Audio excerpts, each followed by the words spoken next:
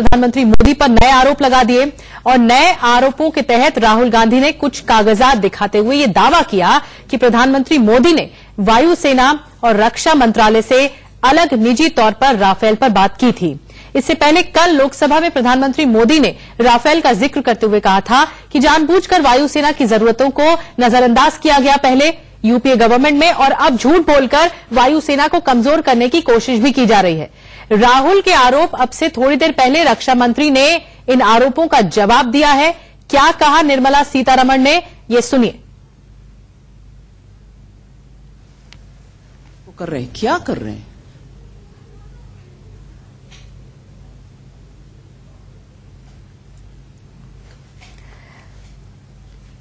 तो आपको ये बयान तो सुनवाएंगे, लेकिन इंडिया न्यूज के पास एक्सक्लूसिव खबर है। राहुल गांधी ने आज प्रेस कॉन्फ्रेंस कर जो दावा किया उसकी जानकारी सुप्रीम कोर्ट में दी गई थी। रक्षा मंत्रालय के सूत्रों के हवाले से इंडिया न्यूज को खबर है कि सुप्रीम कोर्ट सरकार के जवाब से संतुष्ट था। मंत्रालय और सभी विभागों से बात करके राफेल पर फैसला हुआ और राहुल ने पूर्व रक्षा सचिव जी मोहन कुमार के एक नोट के हवाले से दरअसल ये दावा किया था कि राफेल पर प्रधानमंत्री फ्रांस से निजी तौर पर बात कर रहे थे, हस्तक्षेप कर रहे थे। लेकिन इंडिया न्यूज को खबर मिली है कि सुप्रीम कोर्ट में सरकार ने इस बात की जानकारी दी थी बाकायदा। ये सूत्रों के हवाले से हमें खबर मिल रही है। इंडिया न्यूज के पास रक्षा मंत्रालय के सूत्रों के हवाले से खबर है, सुप्रीम कोर्ट सरकार के जवाब से पूरी तरह से संतुष्ट था और उसके बाद ही प्रक्रिया को आगे बढ़ाया गया। राहुल ने जिस अधिकारी का नाम लिया है वो तक बताया गया था सुप्रीम कोर्ट को। मंत्रालय और सभी विभागों से बात करके ये फैसला लिया गया। सुप्रीम कोर्ट को पूरी जानकारी थी। राहुल ने जो दावा किया उसकी जानकारी सुप्रीम कोर्ट में दी गई थी। ये सूत्रों के हवाले से हमें जानकारी मिल रही है। इंडिया न्यूज के पास ये एक्सक्लूसिव खबर है कि ये जानकारी सुप्रीम कोर्ट को थी, जो कि राहुल गांधी ने अपने नोट के जरिए, अपनी प्रेस कॉन्फ्रेंस के जरिए जो आरोप लगाए, जो जिस बात का जिक्र कर रहे हैं राहुल गांधी की डिफेंस सेक्रेटरी को इस बात को लेकर मतभेद थे और इसमें पीएमओ का डायरेक्ट हस्तक्षेप हुआ। इस बात की जानकारी सुप्रीम कोर्ट को थी। ये सूत्रों के हवाले से हमें खबर मिल रही है। जो दावा राहुल गांधी ने किया है उसकी इंफॉर्मेशन, उसकी पूरी जानकारी सुप्रीम कोर्ट को दी गई थी। यानी सुप्रीम कोर्ट इस पूरे मामले को जानता था और फिर इस प्रक्रिया को आगे बढ़ाया सरकार ने। ये इस वक्त की बड़ी जानकारी। इसके पहले रक्षा मंत्री निर्मला सीतारमण ने भी राहुल गांधी के वार का पलटवार करते हुए जवाब दिया संसद में, लोकसभा में, कि जो राहुल गांधी कह रहे हैं वो गलत है, निराधार है और सभी को जानकारी थी। इसमें सभी जवाब दिए जा चुके हैं। लेकिन ये एक्सक्लूसिव खबर हम आपको बता रहे हैं कि जो राहुल गांधी ने अब से थोड़ी देर पहले जब प्रेस कॉन्फ्रेंस की थी उस दौरान जो आरोप लगाए, नए सिरे से नए आरोप लगाए, उन्होंने कहा कि जो उस वक्त डिफेंस सेक्रेटरी थे उनकी तरफ से इस बात का विरोध किया गया था और फिर अगर विरोध किया गया था तो पीएमओ की तरफ से हस्तक्षेप सीधा फ्रांस सरकार को क्यों किया गया। ये बड़ी जानकारी राहुल गांधी ने इस दावे के साथ रखी मीडिया के सामने। लेकिन हम जो बता रहे हैं आपको वो ये कि सुप्रीम कोर्ट में जो भी राहुल गांधी ने कहा है उसकी जानकारी पहले से ही सुप्रीम कोर्ट को थी। ये सूत्रों के हवाले से हमें खबर मिल रही है कि सुप्रीम कोर्ट इस पूरी जानकारी के साथ संतुष्ट था और इसीलिए सवाल नहीं किया गया। डील की प्रक्रिया को लेकर सुप्रीम कोर्ट संतुष्ट था। और इस वक्त एक और बड़ी खबर आ रही है, ब्रेकिंग न्यूज है। तत्कालीन रक्षा मंत्री मनोहर पर्रिकर के जवाब वाला जो दस्तावेज है वो सामने आ गया है। डील में पीएमओ के दखल को खारिज करने वाला ये दस्तावेज है जो कि सामने आया है। साफ तौर पर खारिज किया है कि पीएमओ का कोई दखल नहीं था।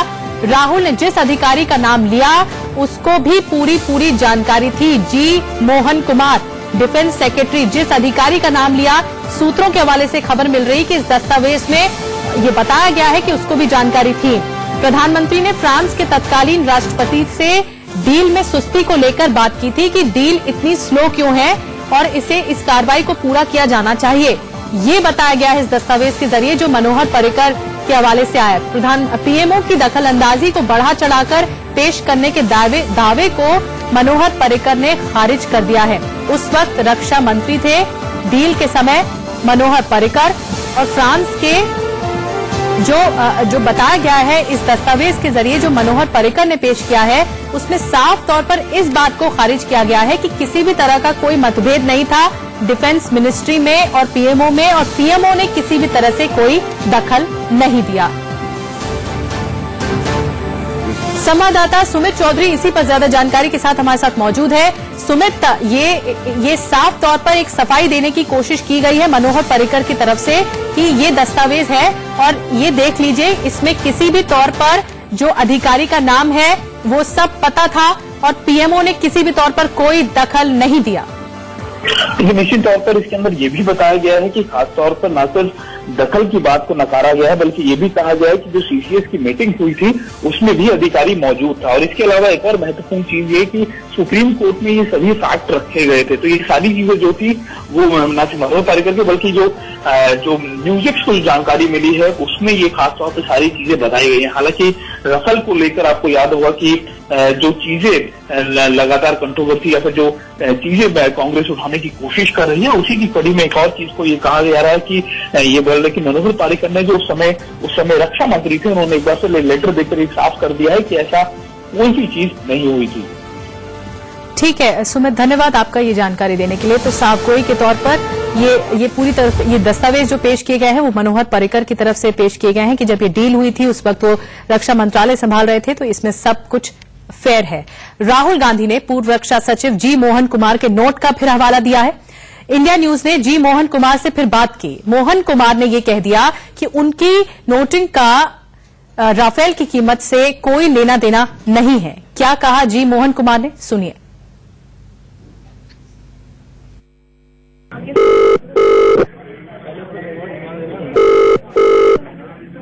ऑटोमेटिक है। Hello hello hello, is this mister G Mohan Kumar? हाँ ये Yeah, sir, this is Shalini from NewsX. So you have given interview to ANI that whatever the deal was, it was on the basis of general terms and conditions, the Rafale negotiation. No. It is not a formal interview or anything. Nothing like that. Maybe I have mentioned it. Sir, whatever the thing is, sir, that whatever Rahul is claiming, है ना? How much is the clarity on this? We wanted to know.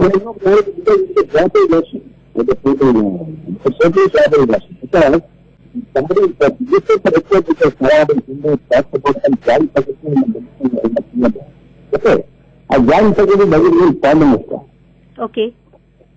And somebody must have done it by the wayside, and it didn't, and it doesn't, reflect something on the pricing, because it is a collateral issue.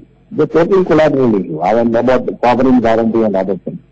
Okay, yeah. The sovereign guarantee. I mean, if you see Hindu newspaper, whatever they have brought out in Hindu newspaper, I'm reacting to that, because I haven't seen that in the morning because my paper came to me very late.